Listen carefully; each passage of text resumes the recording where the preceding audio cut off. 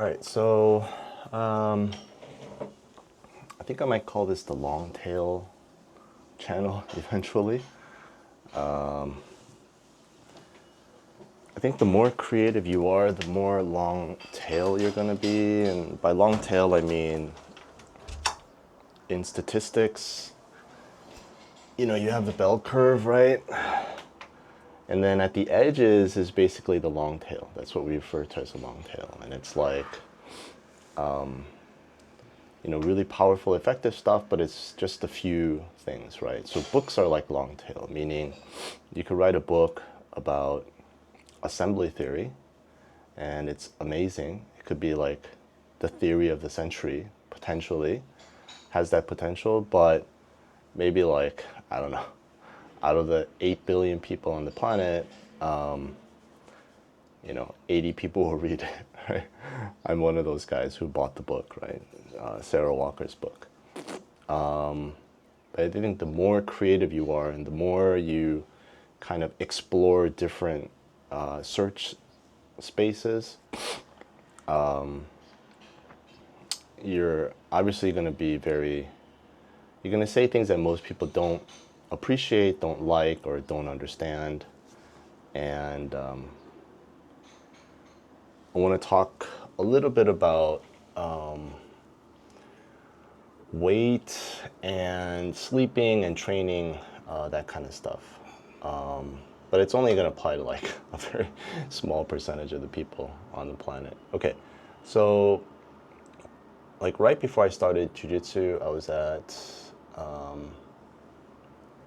83, 4, 5 kilos, but I was at like 30, almost 30% body fat, which was alarming and shameful.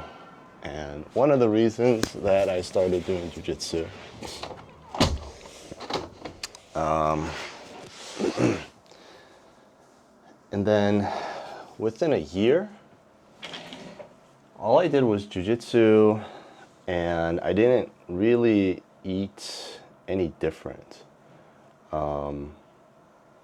I didn't know that much about nutrition for if you're an athlete or anything like that. I just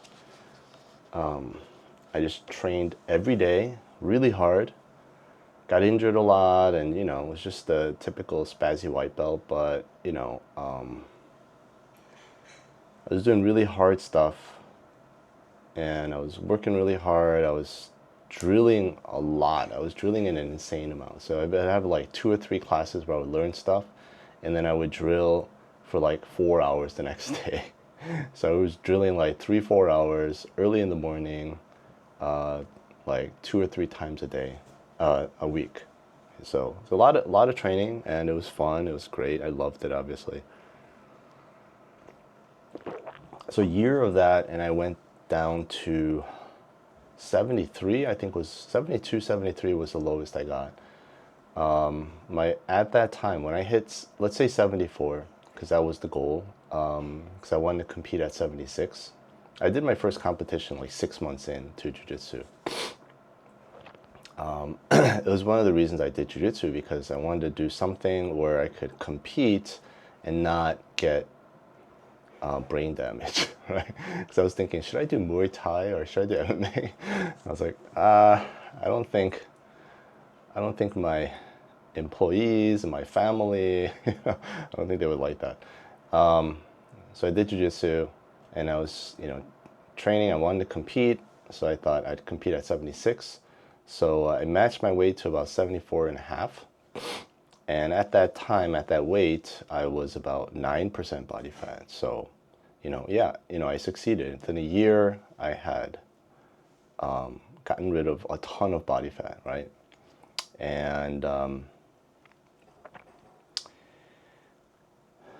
then, so I was like that for 5 years.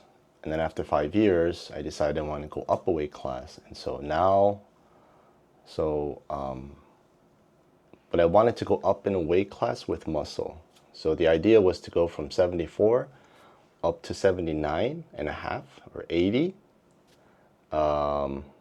without substantially increasing my body fat percentage. And I did that as well. That took a while, but now I'm at like 79. After comp class, I'm at 77. And then, I recover and I, hydrate and all that, and I get back to like 79 and a half, sometimes 80. And I eat a ton of food.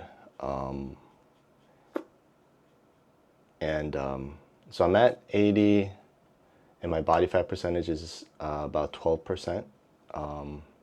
And this is good for me for now. The one thing I noticed was that when I was cutting down, I did not sleep very much. That first year of jiu-jitsu, like the first couple of months of jiu-jitsu, I didn't sleep. I had really bad insomnia. And then I got over it, but I just didn't sleep well that year. And I noticed that every time I cut, my weight goes down, I don't sleep well. Every time I train an intense amount, I don't sleep well. And which is weird because people think that if you train a lot and you exercise a lot, you're going to sleep better, but actually it doesn't work that way. And this is what I mean by long tail, because most people are never, ever going to work out that hard. So if you're one of those people, you don't need to listen to this. It won't apply to you. I'm talking to people who are maniacs. Or if you're like seriously trying to like lose a lot of weight, you'll notice, probably like me, that you're not sleeping well. The other thing that I noticed too, like when I'm at 10% body fat, I don't like life very much, okay? And again, I'm not sleeping very well. Right now with 12% body fat and about 80 kilos, it's hard to maintain this weight for me. Like if I just eat the way I want to eat, I'll go down to 77 immediately. Again, everyone out there is going like, oh, poor you, haha, I wish I had that problem, blah, blah, blah. This is not for you guys, okay? So I've done a lot of research and a lot of thought about this, and I think, oh, here's the other thing, okay? This is gonna sound really bad, really weird.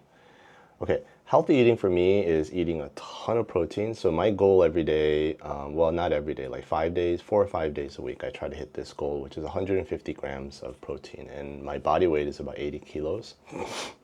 Okay, so that, and then a lot of vegetables, and then healthy carbs, and no sugar. Okay, so that's like a healthy diet for me. Okay. Protein, what I'll do is a ton of eggs, some chicken breast. Chicken breast has to be without it. Like for me at least, it's the worst tasting meat out there. I'm sure it's true for everybody, but like for professional athletes who take a lot of protein, and they're eating chicken breast every hour or every 2 hours, I'm sure you feel the same way. I eat a lot of edamame. It's supposedly like one of the best proteins from what I've read. And then I take a vegan protein shake every day. So that's about 20, 25.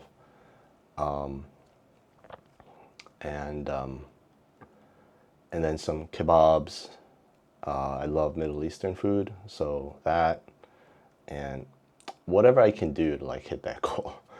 So anyway, it's that, and then what happens is on the weekends I have a cheat day, and I'll eat a ton of sugar, like ice cream and Sour Patch Kids and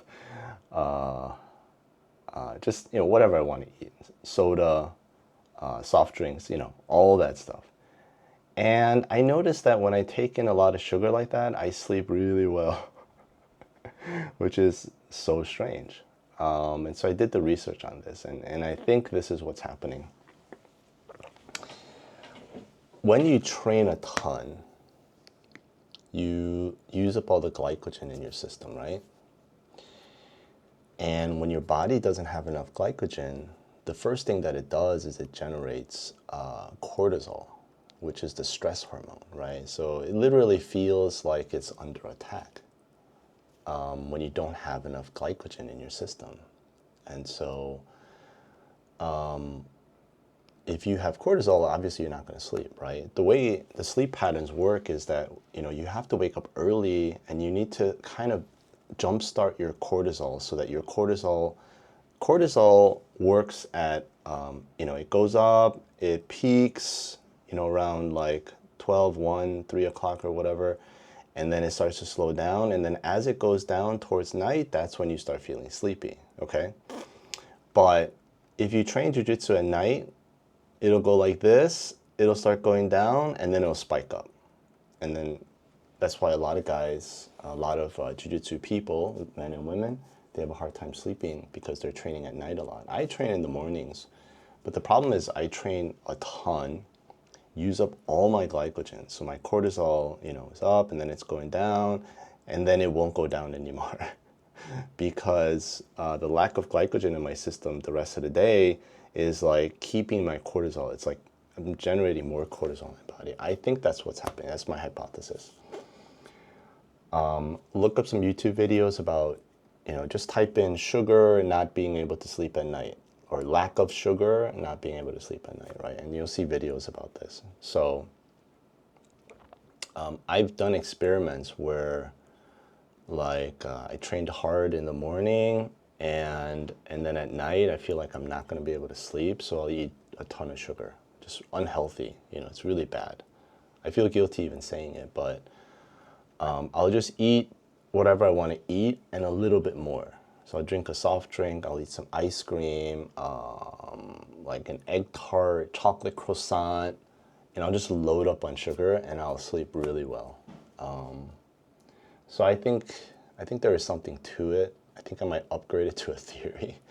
I've done enough experiments on myself to see this. So